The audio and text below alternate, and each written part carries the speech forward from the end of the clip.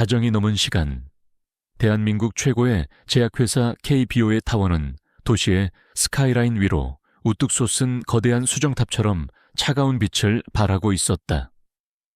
대부분의 사무실은 어둠에 잠겼지만 최상층의 총수 집무실만은 외로운 등대처럼 불을 밝히고 있었다. 그 어둠 속에서 한유진은 유령처럼 움직였다. 심야 청소부의 낡은 작업복은 그녀의 날카로운 지성과 훈련된 몸을 감추는 완벽한 위장막이었다. 그녀의 눈은 복도의 모든 CCTV 카메라의 사각지대를 계산하고 발걸음은 소리를 죽인 고양이처럼 사뿐했다. 그녀의 마음속에는 오직 하나의 목표만이 불타고 있었다. 아버지의 복수. 그리고 더럽혀진 진실을 되찾는 것. 그녀의 아버지. 하상진 박사는 KBO의 전설적인 연구원이었다. 하지만 10년 전 그가 주도하던 신약 이카루스의 임상시험이 치명적인 부작용으로 실패하자 그는 모든 책임을 뒤집어 쓴 채 자살로 생을 마감했다. 유진은 믿지 않았다. 아버지는 절대 스스로 목숨을 끊을 사람이 아니었다. 이것은 거대한 음모였다. 그리고 그 음모의 정점에는 당시 부사장이자 지금은 KBO의 절대 권력자가 된 남자 권시혁이 있었다. 오늘 밤 그녀는 그 10년간의 억울함에 종지부를 찍을 생각이었다. 권시혁은 집무실의 거대한 통유리창 앞에 서서 발 아래로 펼쳐진 도시의 야경을 무심하게 내려다보고 있었다. 그는 젊은 나이에 모든 것을 가졌지만 그의 눈에는 언제나 깊은 고독과 불신이 서려 있었다. 아버지이자 선대 회장이 갑작스러운 심장마비로 세상을 떠난 그날 이후 그는 누구도 믿지 않았다. 일은 그의 유일한 도피처이자 외로움을 마비시키는 마약이었다. 그는 자신의 루틴에 따라 마지막으로 서류를 검토한 뒤 집무실을 나섰다. 그가 개인 전용 엘리베이터로 향하는 짧은 복도를 지나는 순간 천장의 환풍구에서 아주 미세한 입자에 에어로졸이 소리 없이 분사되었다. 유진이 수년에 걸쳐 개발한 무색무취의 비살상 신경마비제였다. 권시혁은 아무것도 느끼지 못했다. 하지만 엘리베이터 문이 열리고 그가 안으로 들어서는 순간 그의 다리에서부터 감각이 사라지기 시작했다. 뭐지? 그는 당황하며 비틀거렸고 이내 온몸이 굳어지며 차가운 대리석 바닥으로 쓰러졌다. 그는 움직일 수도 소리를 지를 수도 없었다. 오직 눈만이 충격과 불신에 휩싸인 채 공포를 드러내고 있었다. 엘리베이터 문이 다시 열리고 방독면과 장갑으로 무장한 유진이 모습을 드러냈다. 그녀의 눈빛에는 그 어떤 감정도 담겨있지 않았다. 오직 외과 의사처럼 차갑고 정교한 계산만이 존재했다. 그녀는 능숙하게 케이블 타이로 그의 손목과 발목을 결박했다. 그것은 개인적인 원한이 담긴 행위가 아닌 목표를 달성하기 위한 철저한 보안 조치였다. 그녀는 축 늘어진 그를 다시 집무실로 끌고 가 그의 전용 의자에 앉혔다. 마치 제국의 황제가 자신의 옥좌에 포박당한 듯한 굴욕적인 모습이었다. 이제부터가 진짜 시작이었다. 그의 컴퓨터에 접근하기 위해서는 홍채와 지문이라는 살아있는 생체 보안을 뚫어야 했다. 그녀는 그의 앞에 다가가 그의 손을 들어 지문 스캐너에 가져다 댔다. 그녀의 손끝으로 공포와 분노로 격렬하게 뛰는 그의 맥박이 느껴졌다. 죄인의 맥박이라기엔 너무나도 필사적인 생존의 몸부림이었다. 다음은 홍채 인식이었다. 그녀는 그의 턱을 잡고 고개를 들어 자신의 얼굴 가까이로 당겼다. 지척에서 두 사람의 시선이 정면으로 마주쳤다. 그녀는 그의 눈동자 안에서 아버지를 죽음으로 몰아넣은 악마의 냉혹함을 찾으려 했다. 하지만 그곳에 있는 것은 그녀의 예상을 완전히 빗나간 것이었다. 그의 눈에는 분노와 굴욕감, 그리고 그 모든 것을 압도하는 깊고 서늘한 고독이 담겨 있었다. 그것은 모든 것을 가졌지만 단 한 사람의 진심도 얻지 못한 남자의 공허한 눈빛이었다. 유진은 순간 숨을 멈췄다. 그녀가 수년간 증오하며 그려왔던 괴물의 모습이 아니었다. 이것이 그녀가 처음으로 맛본 권시혁의 진짜 모습이었다. 그녀는 흔들리는 마음을 다잡고 보안을 해제한 뒤 그의 컴퓨터에 자신이 개발한 스캐닝 프로그램을 심었다. 이카루스, 하상진 박사, 데이터 조작 등의 키워드를 중심으로 삭제된 파일까지 복원하며 진실을 찾기 시작했다. 프로그램이 돌아가는 동안 그녀는 의자에 묶인 채 자신을 쏘아보는 그의 시선을 온몸으로 느껴야 했다. 그의 눈은 대체 네가 누구냐고 묻고 있었다. 그 순간 그녀의 마음속에 자리 잡고 있던 10년의 확신이 처음으로 흔들리기 시작했다. 만약 내가 틀렸다면 결과는 절망적이었다. 프로그램은 그 어떤 결정적인 증거도 찾아내지 못했다. 파일은 완벽하게 삭제되었거나 다른 곳에 보관되어 있었다. 그녀는 실패했다. 바로 그때 복도 저편에서 예정에 없던 보안팀의 순찰 발소리가 들려왔다. 약효가 떨어질 시간도 거의 다 되었다. 그녀는 모든 것을 포기하고 탈출해야만 했다. 그녀는 마지막으로 무력하고 분노에 찬 눈으로 자신을 보고 있는 권시혁을 돌아보았다. 그리고는 그의 책상 위에 해독제가 담긴 작은 주사기 하나를 말없이 올려놓았다. 그를 영원히 해칠 생각은 없었다는 그녀의 마지막 양심이었다. 그녀는 어둠 속으로 사라졌다. 몇 분 뒤 손가락 끝부터 서서히 감각이 돌아오기 시작한 권시혁은 굴욕감과 분노로 온몸을 떨었다.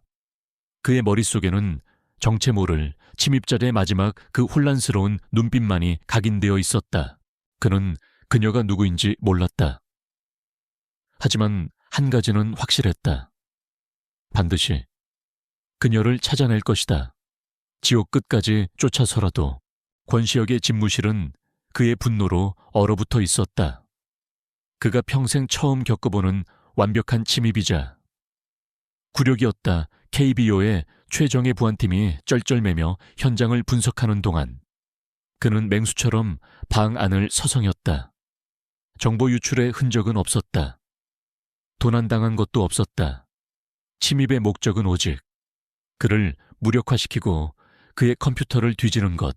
그는 신임하는 조 실장에게 단 하나의 절대적인 명령을 내렸다. 찾아내. 우리가 가진 모든 자원을 동원해 얼굴, 이름, 그녀에 대한 모든 것을 알아내. 이건 내 개인적인 명령이다. KBO의 공식적인 추격이 시작되었다. 그들은 CCTV 영상을 픽셀 단위로 분석했다. 유진은 조심했지만 사각지대에서 포착된 청소부 복장을 한 그녀의 희미한 뒷모습을 찾아냈다. 그들은 그녀가 사용한 신경마비제의 화학 잔여물과 그녀가 남기고 간 해독제를 분석했다. 결과는 충격적이었다. 시중에는 존재하지 않는 고도로 정교한 비살상용 화합물. 침입자는 단순한 도둑이 아닌 천재적인 화학 전문가였다. 추적은 기업 차원에서 그녀를 정체불명의 산업 스파이로 규정하고 체계적으로 진행되었다. 한편 도시의 반대편 낡은 공업지대에 이름 없는 연구실에서 한유진은 좌절감에 휩싸여 있었다. 그녀의 인생을 건 단 한 번의 도박은 실패로 끝났다. 그녀는 거대한 곰을 건드렸다. 이제 남은 것은 그의 분노를 피해 최대한 깊숙이 숨는 것뿐이었다. 그녀는 자신의 모든 디지털 기록을 파기하고 새로운 잠적 계획을 세우기 시작했다. 하지만 그녀의 마음속에서는 그가 범인이 아닐지도 모른다는 의심이 독초처럼 자라나고 있었다. 죄인의 눈빛이 아니었다. 그렇다면 진짜 범인은 누구란 말인가? 바로 그 시각 KBO의 또 다른 그림자가 움직이기 시작했다. 총괄 부회장이자 선대 회장의 오른팔이었던 오승민 이사는 자신의 사무실에서 CEO 집무실의 침입 사건에 대한 비밀 보고를 받고 있었다. 그의 온화한 미소 뒤에 서늘한 계산이 번뜩였다. 그는 이 침입자가 누구인지, 무엇을 찾으려 했는지 짐작하고 있었다. 10년 전 자신이 직접 묻어버린 이카루스의 망령, 그 망령이 되살아나려 하고 있었다. 그는 권시혁처럼 그녀를 찾으려 하지 않았다. 그는 그녀를 지워버려야 한다고 생각했다. 오승민은 자신의 개인 라인을 가동했다. 그들은 기업의 보안팀이 아니었다. 전직 용병 출신들로 구성된 더럽고 잔인한 일을 처리하는 그림자 속의 팀이었다. 오승민은 KBO에 더 깊숙한 정보망에 접근할 수 있었다. 그는 유진의 아버지, 하상진 박사의 낡은 연구실 출입 기록에서 그의 딸인 유진이 과거 인턴으로 함께 출입했던 희미한 흔적을 찾아냈다. 그리고 그녀가 최근 몇 년간 해외의 블랙마켓을 통해 희귀한 화학약품들을 사들인 기록까지 손에 넣었다. 권시혁의 팀이 그녀의 정체를 추적하는 동안 오승민의 팀은 그녀의 위치를 먼저 파악해냈다. 그날 밤 유진은 추가적인 약품과 식량을 구하기 위해 자신의 은신처를 나섰다. 어두운 골목길을 걷는 순간 그녀는 등 뒤에서 느껴지는 서늘한 기운에 걸음을 멈췄다. KPO의 정규 보안팀의 움직임이 아니었다. 그들은 훈련된 사냥개처럼 소리 없이 거리를 좁혀오고 있었다. 심장이 쿵하고 내려앉았다. 그녀는 즉시 방향을 틀어 미로 같은 공장지대의 골목길로 뛰어들었다. 필사적인 추격전이 시작되었다. 그녀는 총이나 칼을 가진 전사가 아니었다. 하지만 그녀에게는 화학이라는 강력한 무기가 있었다. 그녀는 도망치면서 미리 준비해둔 작은 화학 캡슐들을 사용했다. 질산과 구리 조각을 섞어 만든 자극적인 연막탄을 터뜨려 그들의 시야를 가렸고 황화암모늄 용액을 깨뜨려 지독한 악취로 추격을 늦췄다. 그것은 생존을 위한 처절하고 지적인 싸움이었다.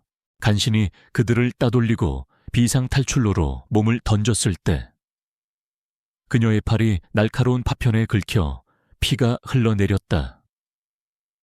그녀는 가까스로 목숨을 건졌지만 끔찍한 진실을 깨닫고 온몸을 떨어야 했다. 누군가가 자신을 체포하려는 것이 아니었다. 살해하려 하고 있었다. 이것은 모든 것을 바꾸어 놓았다. 자신을 죽이려는 자, 그 자가 바로 이카루스도 스캔들로 가장 많은 것을 숨기고 있는 자, 즉 진짜 범인이다. 그리고 그 배후는 권시혁이 아닐 가능성이 높아졌다.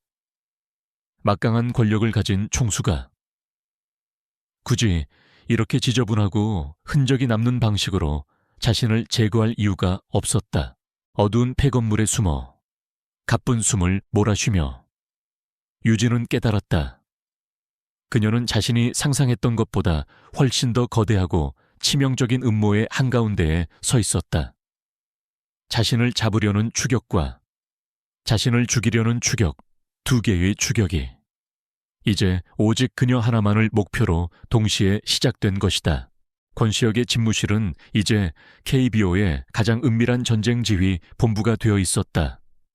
그는 보안팀장 조 실장에게서 올라오는 보고를 검토하며 날카로운 분석을 이어갔다. 침입자의 희미한 영상과 그녀가 사용한 화학물질에 대한 분석 결과입니다. 하지만 아직 신원은 특정하지 못했습니다. 권시혁의 눈길이 보고서의 다른 부분에 멎었다. 공업지대에서 벌어진 추격전 화학물질을 이용한 교란 작전. 그의 정보팀은 그녀의 흔적을 놓쳤던 바로 그날 밤. 같은 구역에서 정체 모를 청소부들, 용병이 활동했다는 첩보를 입수했다. 격렬한 추격전이 있었고 현장에는 비공식적인 총격의 흔적까지 남아 있었다. 권시혁의 머릿속에서 모든 조각들이 재조립되기 시작했다. 자신의 집무실을 침입한 공격은 치밀했지만 비살상적이었다. 하지만 공업지대에서 벌어진 공격은 잔인하고 살상 목적이 분명했다. 이것은 서로 다른 목표를 가진 두 개의 다른 작전이었다. 그는 조 실장에게 결정적인 질문을 던졌다. 그 두 번째 팀, 우리 쪽이었나? 아닙니다. 회장님, 조 실장의 단호한 대답, 그 순간 등골을 타고 오르는 서늘한 진실, KBO 내부의 누군가가 자신과는 별개로 그 침입자를 죽이려 했다. 그의 가장 가까운 곳에 자신만의 암살팀을 운용할 수 있을 정도의 강력한 배신자가 숨어 있다는 뜻이었다. 이제 침입자를 찾는 것은 부차적인 문제가 되었다. 더 시급하고 위험한 사냥이 시작된 것이다. 바로 자신의 조직 내부에 숨어있는 독사를 사냥하는 것. 한편 새로운 은신처로 몸을 옮긴 한유진 역시 생존을 위한 싸움을 계속하고 있었다. 죽음의 공포는 그녀의 복수심을 깎아내리는 대신 진실을 향한 집념을 더욱 날카롭게 벼려냈다. 그녀는 더 이상 권시영만을 목표로 하지 않았다. 자신을 죽이려 했던 자, 그 자가 바로 진짜 범인이다. KBO의 서버에 접근할 수 없는 지금, 그녀는 다른 길을 파고들었다. 그녀는 아버지의 연구팀에 있었던 옛 동료들의 행적을 추적했다. 대부분은 사건 이후 회사를 떠나거나 해외로 이민을 갔다. 하지만 단 한 사람, 눈에 띄게 승승장구한 인물이 있었다. 그는 사건 직후 연구실장으로 승진했고 그의 직속상관은 바로 당시 연구개발본부장이었던 오승민 이사였다. 유진은 자신의 해킹 실력을 이용해 그 연구실장의 과거 대학 논문과 연구 발표 자료들을 파고들었다. 그리고 결정적인 단서를 찾아냈다. 이카루스 사건 직후 그의 연구 방식이 갑자기 변한 것이다. 그는 마치 아버지가 남긴 미공개 연구 노트를 직접 보기라도 한 것처럼 아버지 특유의 실험 기법과 이론을 자신의 연구에 적용하기 시작했다. 이것은 단순한 우연이 아니었다. 누군가 그에게 아버지의 유산을 건네준 것이다. 두 개의 다른 장소에서 두 개의 다른 추적이 하나의 이름으로 모여들기 시작했다. 권시혁은 자신의 최측근 임원진 전원에 대한 비밀 신상 및 자금 감사를 지시했다. 그는 변칙적인 지출, 설명되지 않는 자금의 흐름을 찾고 있었다. 며칠 뒤 올라온 보고서. 대부분은 깨끗했다. 하지만 단 하나의 거대한 적색 경보가 울리고 있었다. 바로 오승민 부회장이었다. 그는 수년간 회계 감사를 받지 않는 비밀 R&D 프로젝트에 막대한 자금을 쏟아붓고 있었다. 프로젝트의 공식 명칭은 신경재생치료법 개발이라는 그럴듯한 이름이었지만 그 실체는 베일에 쌓여 있었다. 같은 시각 유진은 아버지의 옛 동료 연구원들의 관계도를 그리다가 마침내 퍼즐의 마지막 조각을 맞추었다. 아버지의 미공개 노트를 손에 넣고 그 연구 실적을 가로채고 사건의 진실을 덮어버림으로써 가장 큰 이득을 본 사람, 아버지가 사라진 후 연구개발부서 전체를 장악한 사람, 그 이름 역시 오승민이었다. 이야기는 두 개의 평행한 장면으로 수렴했다. 어두운 은신처 안.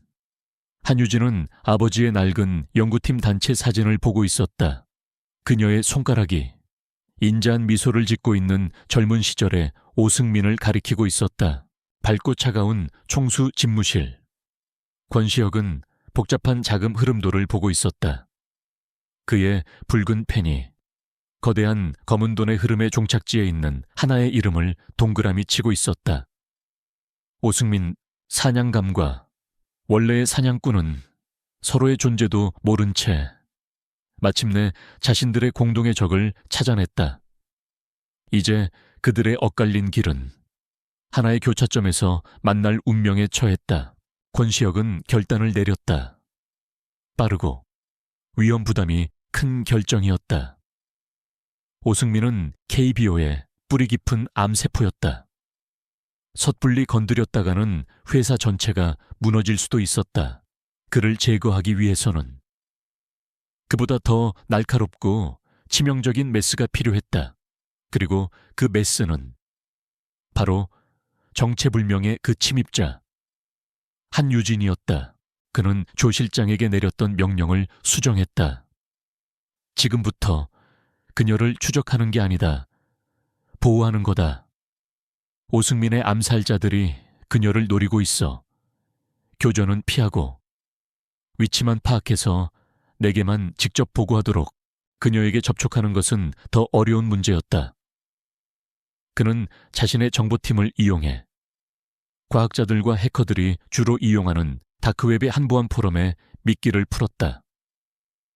이카루스 프로젝트 미공개 데이터 일부라는 이름으로 위장된, 하지만 그녀라면 함정일 가능성을 알면서도 외면할 수 없는 치명적인 미끼였다.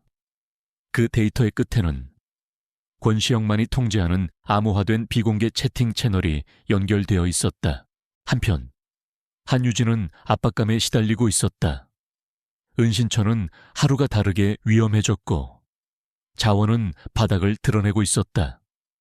그녀는 혼자서 거대한 기업을 상대하는 것의 무모함을 뼈저리게 느끼고 있었다.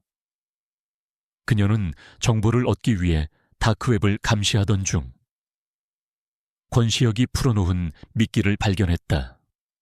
명백한 함정이었다. 하지만 그 안에는 그녀가 놓칠 수 없는 진실의 조각이 담겨 있을지도 몰랐다. 그녀는 수십 개의 프록시 서버를 거쳐 조심스럽게 그 채팅 채널에 접속했다.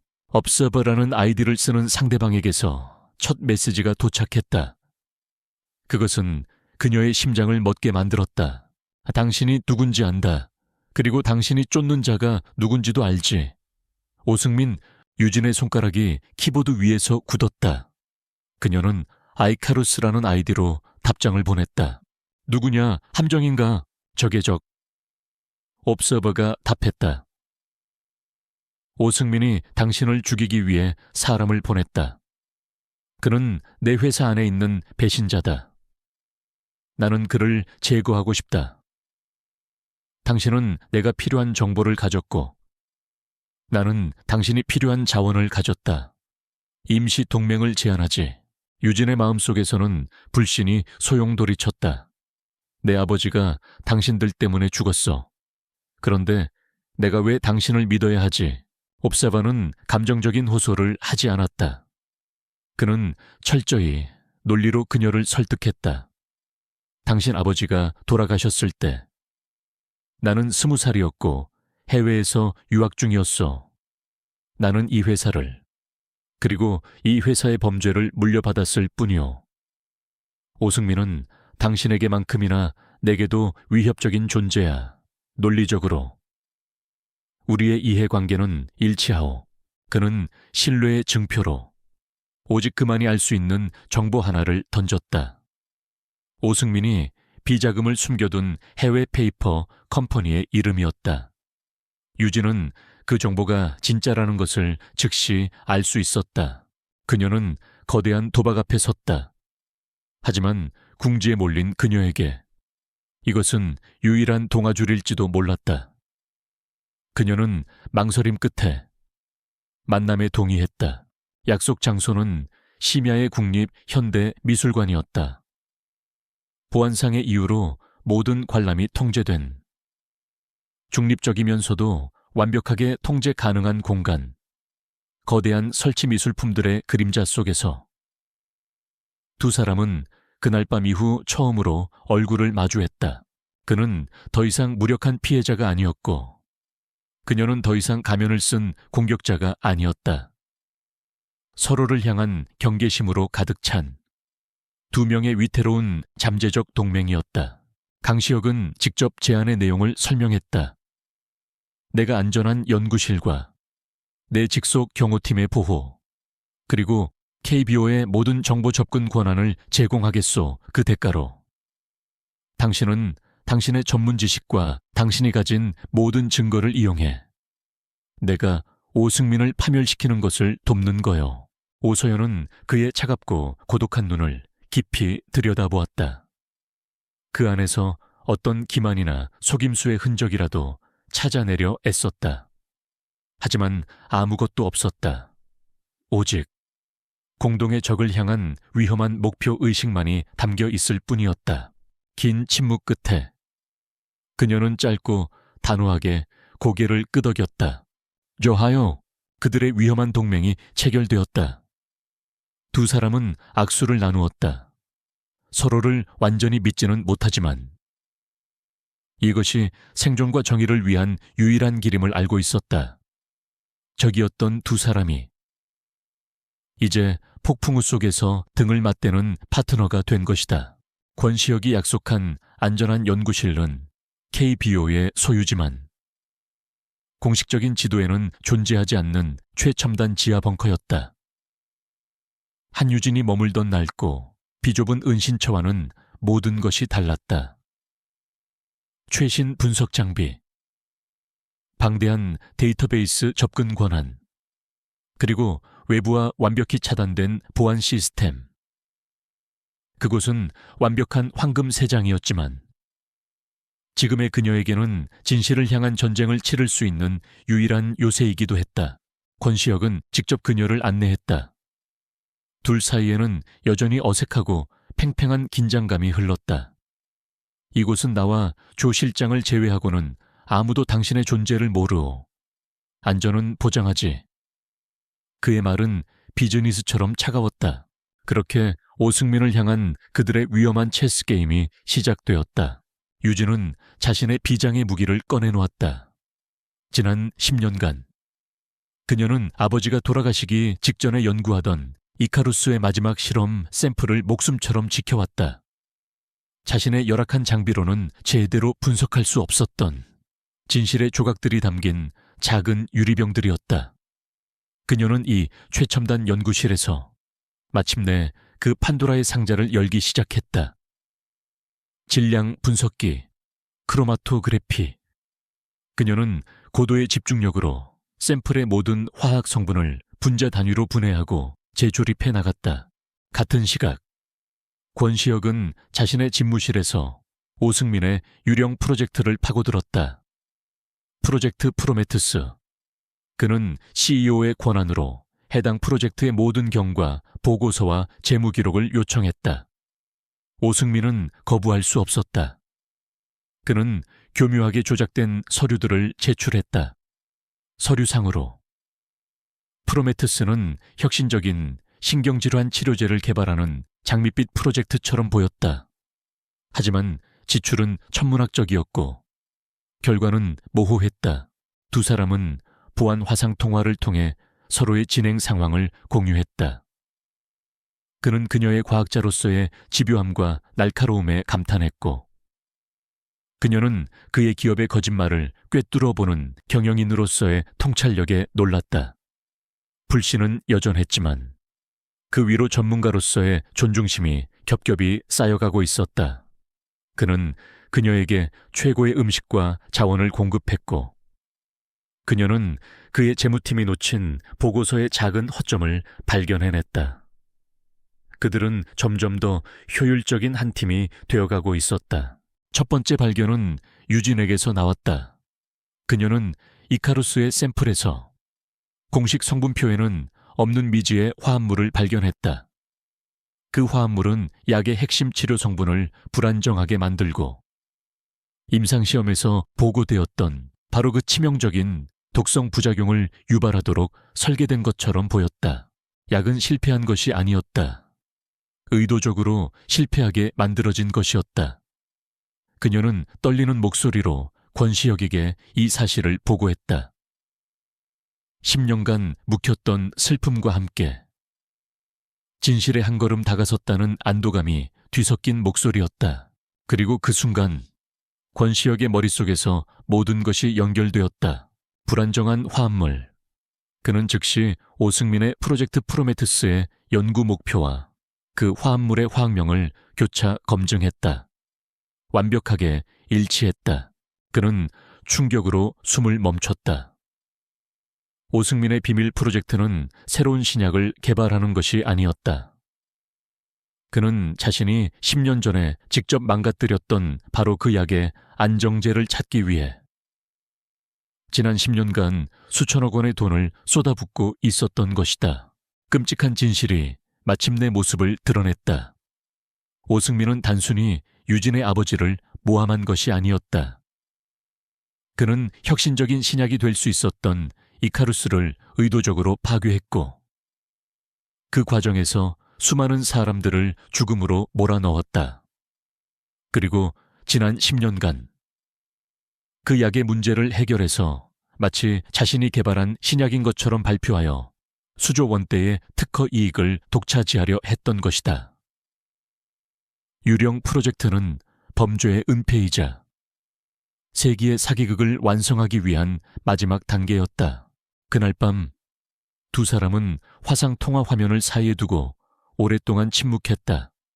그들이 밝혀낸 진실의 무게가 방 안의 공기를 무겁게 짓눌렀다. 오승민의 야망과 잔인함의 규모는 그들의 상상을 초월했다. 그는 단순한 도둑이 아니에요. 유진이 분노로 떨리는 목소리로 말했다. 괴물이에요. 권시혁은 화면 너머로 그녀를 바라보았다. 그의 얼굴은 차가운 분노로 굳어 있었다. 그리고 이제 그가 대답했다. 우리가 그 괴물을 동굴 밖으로 끌어낼 시간이요. 그들의 체스 게임은 이제 마지막 국면을 향해 가고 있었다. 그들은 이제 왜와 어떻게를 알게 되었다. 이제 남은 것은 세상에 보여줄 마지막 증거를 찾아내는 것뿐이었다. 오승민은 압박감을 느끼고 있었다. 권시혁이 갑자기 프로젝트 프로메테스에 지대한 관심을 보이며 집요하게 파고들기 시작한 것이다. 그는 직감적으로 자신조차 정체를 모르는 그 유령 침입자와 권시혁이 어떤 식으로든 연결되었을 것이라 확신했다. 그는 더 이상 기다릴 수 없었다. 싹을 잘라내야 했다. 그는 마지막이자 가장 치명적인 덫을 놓기로 결심했다. 그는 자신이 통제하는 내부 정보망을 통해 권시혁이 감시하고 있을 채널로 정보를 흘렸다. 10년 전 폐쇄된 KBO의 제3연구소에 하상진 박사가 개인적으로 사용하던 낡은 금고가 발견되었다는 소식이었다. 그 안에는 그의 마지막 연구 일지가 들어있을 것이라는 암시와 함께 그것은 두 사람 모두 거부할 수 없는 미끼였다. 유진에게는 아버지의 명예를 회복할 마지막 단서였고 시혁에게는 오승민의 범죄를 증명할 결정적인 증거였다. 함정일 가능성이 99%요. 권시혁이 보안 채널을 통해 말했다. 그의 목소리에는 염려가 담겨 있었다. 알아요. 유진이 대답했다. 하지만 그 1%의 가능성 때문에 저는 가야만 해요. 그렇다면 나도 가겠소. 이건 이제 우리 공동의 싸움이니까. 그의 대답은 망설임이 없었다. 그들의 관계는 이제 단순한 동맹을 넘어 생사를 함께하는 운명 공동체가 되어 있었다. 그들은 조 실장이 이끄는 최정의 경호팀과 함께 도시 외곽에 폐쇄된 제3연구소로 향했다. 낡고 먼지 쌓인 그리고 기이한 정적이 흐르는 곳. 그곳은 마치 망자들을 위한 거대한 무덤 같았다. 정보대로 가장 깊숙한 곳에 있는 하상진 박사의 옛 사무실에는 낡은 금고가 덩그러니 놓여 있었다. 유진은 조심스럽게 금고를 살폈다. 구형의 복잡한 다이얼 방식.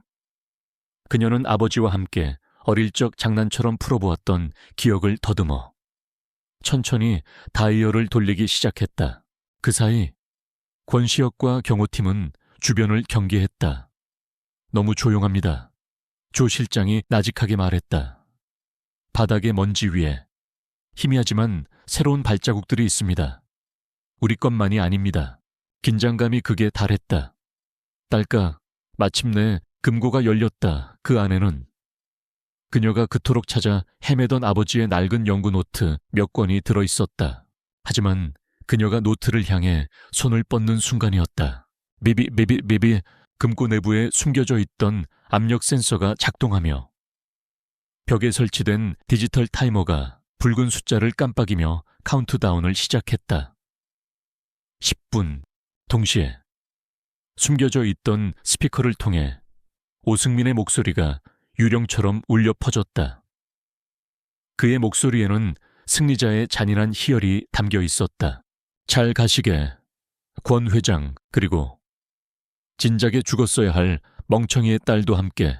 쾅쾅 연구소의 모든 출입문이 두꺼운 강철 셔터로 막혀버렸다.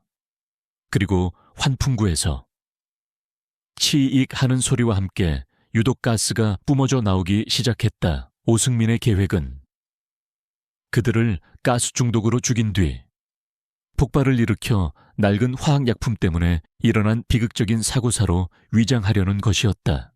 젠장, 현장은 순식간에 아비규환으로 변했다. 경호팀은 필사적으로 강철 셔터를 부수려 했지만 역부족이었다. 유독가스는 빠르게 실내를 채워왔고 숨을 쉴 때마다 폐를 찌르는 듯한 고통이 밀려왔다. 클로로피크린이다. 젖은 천으로 입과 코를 막아요. 유진이 소리쳤다. 그녀는 화학자로서 독가스의 정체를 즉시 파악했다. 권시혁은 이 절체절명의 위기 속에서도 냉정을 잃지 않았다. 그는 더 이상 책상에 앉아있는 CEO가 아니었다. 위기 상황 속의 지휘관이었다. 조 실장. 팀원들을 데리고 가장 약해 보이는 벽을 집중 타격해 유진 씨. 이 건물의 낡은 설계돼서 비상 탈출로를 찾아봐. 시간은 야속하게 흘러갔다. 경호원 한 명이 기침을 하며 쓰러졌다. 타이머는 이제 1분을 가리키고 있었다. 바로 그때 유진이 낡은 벽면에 환기구 덮개를 가리키며 소리쳤다. 저기요, 바닥으로 연결된 비상 환기구예요. 낡아서 막혀 있을지 모르지만 유일한 통로예요. 모두가 그곳으로 달려갔다. 경호원들이 힘을 합쳐 녹슨 환기구 덮개를 뜯어냈다. 그 아래로 한 사람이 겨우 지나갈 수 있는 좁고 어두운 통로가 나타났다. 타이머가 10초를 남기고 있었다. 먼저 들어가 권시혁이 비틀거리는 유진을 부축하며 그녀의 등을 통로 안으로 밀어 넣었다. 어서. 경호원들이 차례로 통로로 뛰어들었다. 마지막으로 권시혁이 뛰어들려던 순간 그는 등 뒤에서 터져 나오는 섬광을 보았다. 타이머가 0을 가리키는 순간 연구소는 거대한 화염에 휩싸였다. 가요 지금. 권시혁이 그녀를 환기구 안으로 밀어넣는 순간 등 뒤에서 세상이 끝나는 듯한 굉음이 터져 나왔다. 폭발의 충격파가 열기와 파편을 실은 채 좁은 통로를 휩쓸었다. 마지막으로 통로에 몸을 던진 권시혁은 본능적으로 몸을 돌려 바로 앞에 있던 한유진을 자신의 등으로 감쌌다. 우직근 콱쾅. 수십 톤의 콘크리트와 강철이 무너져 내리며 그들의 등 뒤에서 환기구 입구가 완전히 매몰되었다. 두 사람은 완벽한 어둠과 숨막히는 먼지 그리고 이명과도 같은 정적 속에 갇혔다. 굴록. 먼저 정신을 차린 것은 유진이었다. 그가 온몸으로 막아준 덕분에 그녀는 약간의 타박상 외에는 크게 다치지 않았다. 하지만 시혁의 상태는 심각했다. 권시혁 씨, 정신 차려요. 그녀는 휴대폰에 희미한 불빛에 의지해 그의 상태를 살폈다. 그의 등에는 폭발의 파편이 깊숙이 박혀 있었고 어깨에서는 검붉은 피가 쉴 새 없이 흘러나오고 있었다. 그는 고통 속에서도 자신의 안위보다 그녀의 안전을 먼저 물었다.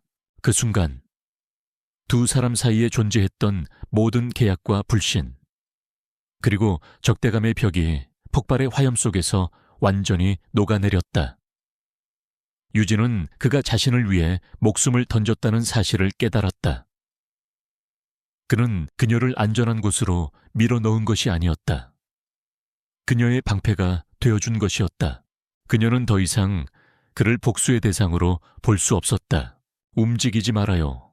그녀는 자신의 겉옷을 찢어 아버지에게 배웠던 응급처치술로 그의 상처를 필사적으로 압박했다. 좁고 어두운 통로 안에서 그녀는 그의 간병인이자 유일한 희망이 되었다. 그는 더 이상 냉정한 CEO가 아니었고, 그녀는 더 이상 복수심에 불타는 침입자가 아니었다. 그들은 그저 생존을 위해 서로에게 의지해야만 하는 두 명의 인간일 뿐이었다. 시역은 과다출혈로 의식이 흐려지기 시작했다. 이제 그들을 이끌어야 하는 책임은 온전히 유진의 몫이 되었다. 그녀는 그의 팔을 자신의 어깨에 두르고 부상당한 그를 부축하며 어둠 속을 더듬어 나아가기 시작했다. 위태로운 환기구는 언제 다시 무너져 내릴지 몰랐다. 역할은 역전되었다. 이제 그녀가 그의 보호자였다. 얼마나 기었을까. 그들은 환기구에 한 갈래가 연결된 폭발의 충격이 덜 미친 작은 지하 정비 공간을 발견했다. 그리고 그곳에서 두 사람은 기적을 목격했다. 금고는 폭발로 산산조각 났지만 그 안의 내용물들은 폭발의 충격파를 타고 이 안전한 공간으로 날아와 흩어져 있었다. 그을리고 일부는 찢겨나갔지만 분명히 알아볼 수 있는 그녀가 그토록 찾아 헤맸던 아버지의 연구 노트들이었다. 그들은 잠시 그곳에서 숨을 돌렸다. 시역이 고통 속에서 잠시 정신을 잃은 사이 유진은 노트의 내용을 미친 듯이 읽어 내려갔다. 그곳에는 그녀가 찾던 모든 것이 담겨 있었다. 이카루스의 위대한 가능성에 대한 아버지의 희망, 그리고 실험이 막바지에 이를수록 점점 커져가는 오승민에 대한 의심과 두려움. 밖에서는 필사적인 구조 작업이 진행되고 있었다. 폭발 직전 건물 밖으로 겨우 탈출했던 조 실장과 경호팀이 즉시 지원을 요청한 것이다.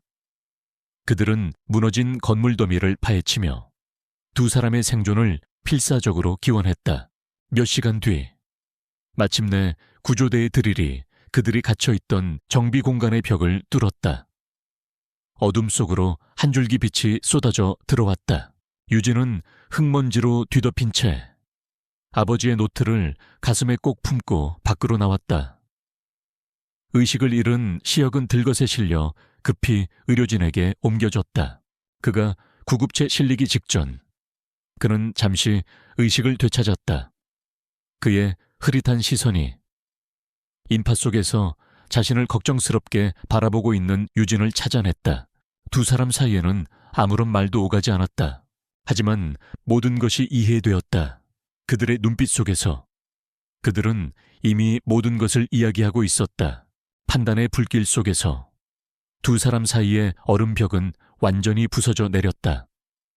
그는 그녀를 위해 자신을 희생했고 그녀는 어둠 속에서 그의 생명을 구했다. 이제 그 어떤 것도 끊어낼 수 없는 단단한 운명의 끈이 두 사람을 묶어버렸다. 권시혁은 KBO가 소유한 최고급 VVIP 병실에서 눈을 떴다. 온몸이 붕대로 감겨 있었지만 그는 살아있었다. 그의 곁을 지키고 있는 것은 흙먼지 투성이의 얼굴로 뜬 눈으로 밤을 새운 한유진이었다. 두 사람 사이에는 더 이상 어떤 말도 필요 없었다. 그들은 함께 지옥의 문턱을 넘었다온 참이었다. 조 실장이 들어와 보고했다. 오승민 부회장은 이번 폭발을 낡은 화학약품이 유출되어 일어난 비극적인 사고로 위장했고 실종된 권시혁 회장을 대신해 그룹의 비상 경영권을 장악하기 위한 발 빠른 움직임을 보이고 있었다. 회장님께서 돌아가셨다고 믿고 있는 모양입니다. 권시혁의 눈이 차갑게 빛났다. 그가 제 발로 무덤을 파고 있군. 권시혁이 몸을 추스르는 동안 유진은 아버지의 연구 노트에 몰두했다. 그것은 단순한 일지가 아니었다. 한 천재 과학자의 위대한 발견과 그로 인한 고뇌와 두려움이 담긴 영혼의 기록이었다. 그 안에서 그녀는 이카루스의 진짜 정체를 발견했다. 그것은 희귀병 치료제가 아니었다. 손상된 세포를 재생시켜 알츠하이머나 파킨슨병 같은 퇴행성 뇌 질환을 근본적으로 치료할 수 있는, 인류의 역사를 바꿀 수 있는 진정한 기적의 약기였다. 아버지는 노벨 상감의 발견을 눈앞에 두고 있었다. 과학 데이터 사이사이에 아버지의 사적인 기록들이 피눈물처럼 적혀 있었다. 연구의 환희, 인류를 향한 희망, 그리고 연구가 막바지에 이를수록 그의 글은 점점 편집증적인 두려움으로 변해갔다. 데이터가 미세하게 조작되고 샘플이 사라지기 시작했다. 그리고 그 중심에는 당시 그의 수제자이자 총애를 받던 젊고 야심 넘치는 조수 오승민이 있었다. 아버지는 오승민이 자신의 연구를 훔치려 한다는 것을 눈치채고 있었다. 그리고 마지막 페이지, 그녀의 심장을 찢어놓은 마지막 기록이었다. 오승민이 약의 안정화 코드를 찾아냈다. 내가 아직 풀지 못한 마지막 열쇠를 그가 먼저 손에 넣었다. 그는 공식 임상시험을 일부러 실패시켜 나를 파멸시킨 뒤 나중에 안정화 코드를 이용해 이 모든 발견을 자신의 것으로 만들 것이다. 그는 신이 되기 위해 나를 악마로 만들 것이다. 모든 진실이 담겨 있었다. 유진은 떨리는 손으로 아버지의 마지막 기록을 회복 중인 시혁에게 읽어주었다. 시혁에게 그것은 엄청난 충격이었다. 자신의 아버지, 존경했던 선대 회장은 이 모든 음모에 동조했거나 혹은 오승민에게 완벽하게 속아 넘어간 무능한 리더였다. 지금의 KBO의 성공 신화는 바로 이 썩어빠진 범죄의 토대 위에 세워진 것이었다. 안정화 코드라는 마지막 퍼즐 조각. 시혁은 즉시 오승민의 프로젝트 프로메테스보의 데이터를 유진에게 넘겼다. 유진은 아버지의 원본 공식과 프로메테스의 데이터를 비교 분석하고 마침내 오승민의 지난 10년간의 행적을 완벽하게 이해했다. 오승민은 안정화 코드를 손에 넣었지만 그 복잡한 원리를 완벽하게 이해하지는 못했다. 그의 프로메테스 프로젝트는 아버지의 위대한 발견을 어설프게 복제하려는 돈만 많이 들고 성과는 없는 실패한 시도들의 연속이었다. 그리고 지금 KBO는 바로 그 불완전하고 위험할 수 있는 복제품을 세기의 신약으로 포장하여 대대적인 기자회견을 통해 발표할 준비를 하고 있었다. 이제 모든 진실과 마지막 결전의 무대가 명확해졌다. 오승민은 자신의 가장 큰 성공의 순간에 가장 끔찍한 파멸을 맞이하게 될 것이다. 며칠 뒤 권시혁은 아직 몸이 성치 않았지만 결연한 표정으로 퇴원 준비를 했다.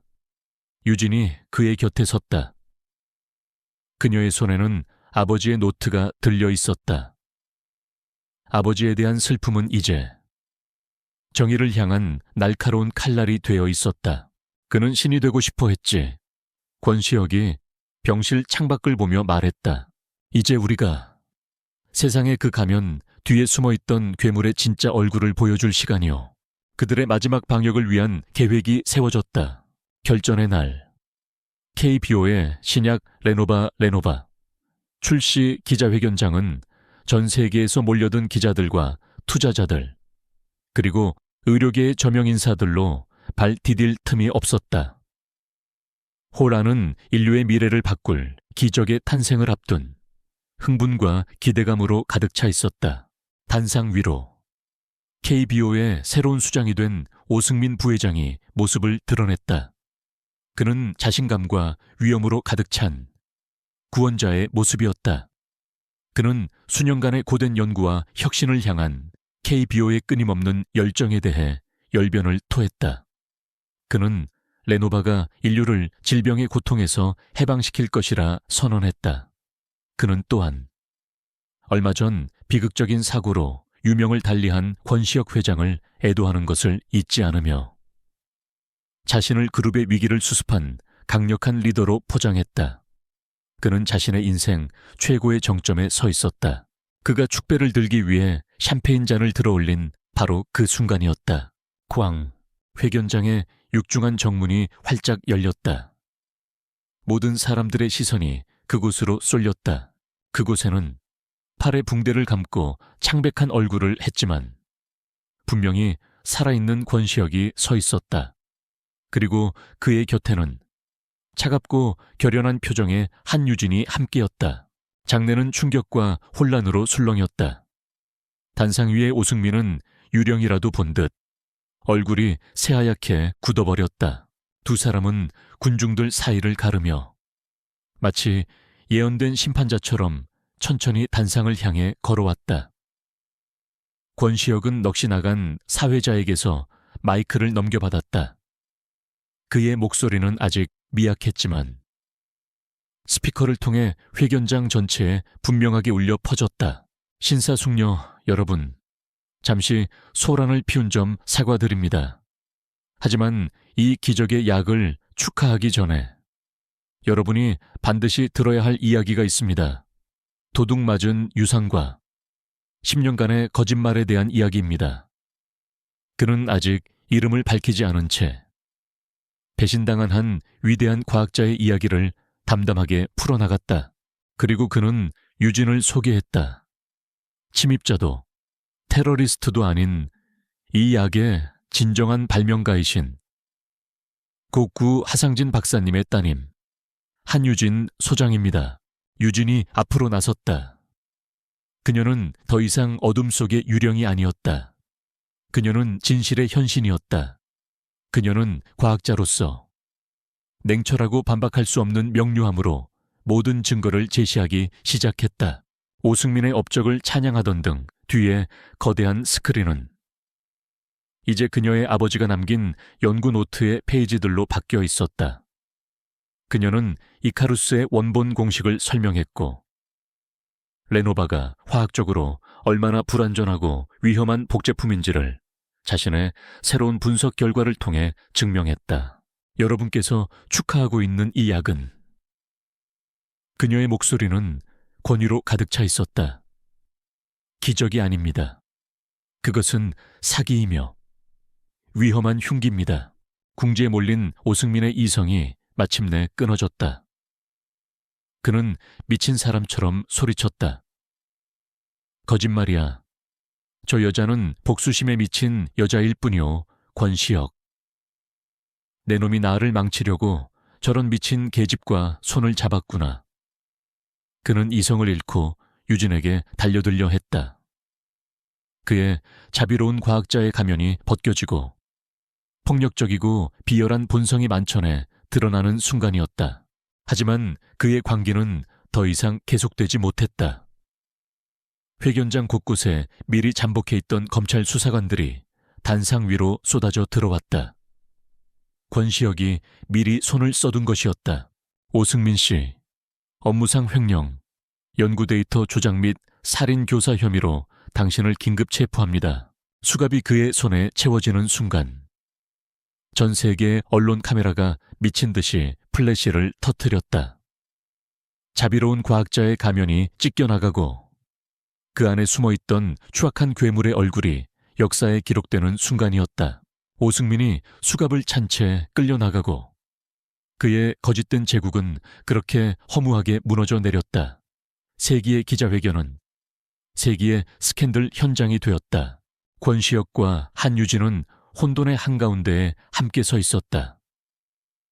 그들의 얼굴에는 승리자의 희열 대신 길고 길었던 싸움을 마친 자의 깊은 피로와 안도감이 서려 있었다. 그들은 아버지의 명예를 되찾았고 세상에 진실을 알렸다. 권시혁은 유진의 어깨를 부드럽게 감싸 안았다. 그들의 개인적인 전쟁은 끝났다. 10년이라는 길고 고통스러운 시간 끝에 정의는 마침내 실현되었다. 몇 달 뒤 KBO는 창사 이래 가장 의미 있는 행사를 열었다. 그것은 신약 발표회나 투자 설명회가 아니었다.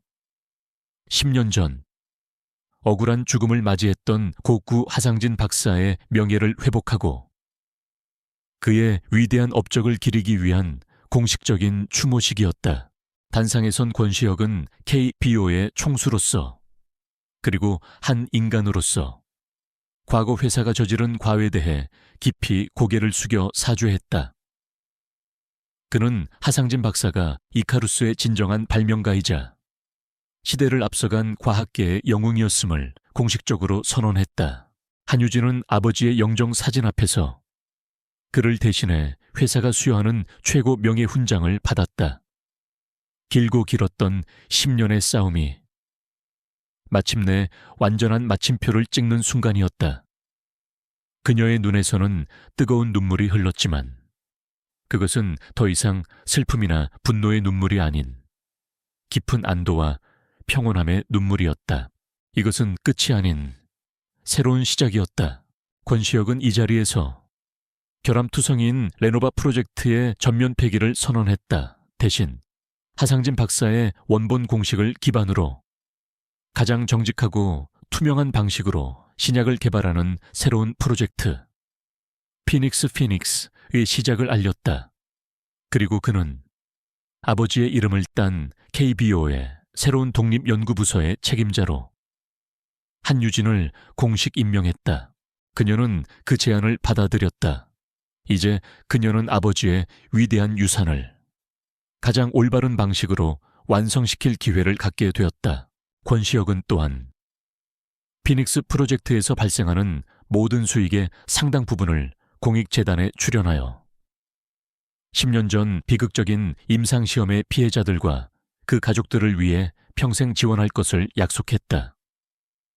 그것은 그가 아버지 세대의 과오를 씻어내고 회사를 바로 세우기 위한 진심 어린 속죄의 방식이었다. 두 사람의 관계는 새로운 국면을 맞았다. 그들은 이제 함께 과거를 치유하고 더 나은 미래를 만들어가는 진정한 파트너가 되었다.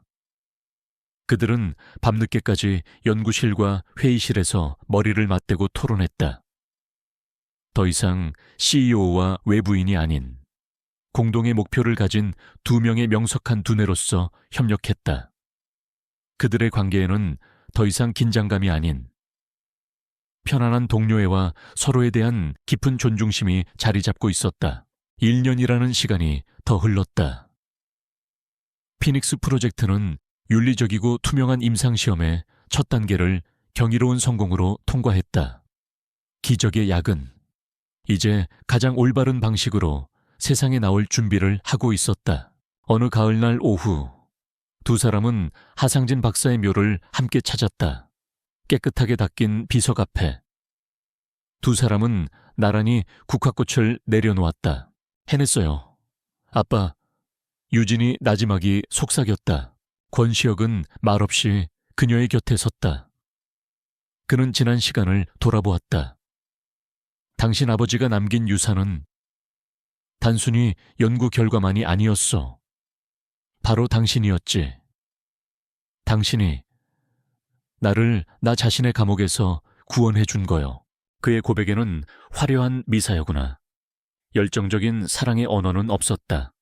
하지만 그 어떤 말보다도 깊고 단단한 영혼의 유대감이 담겨 있었다.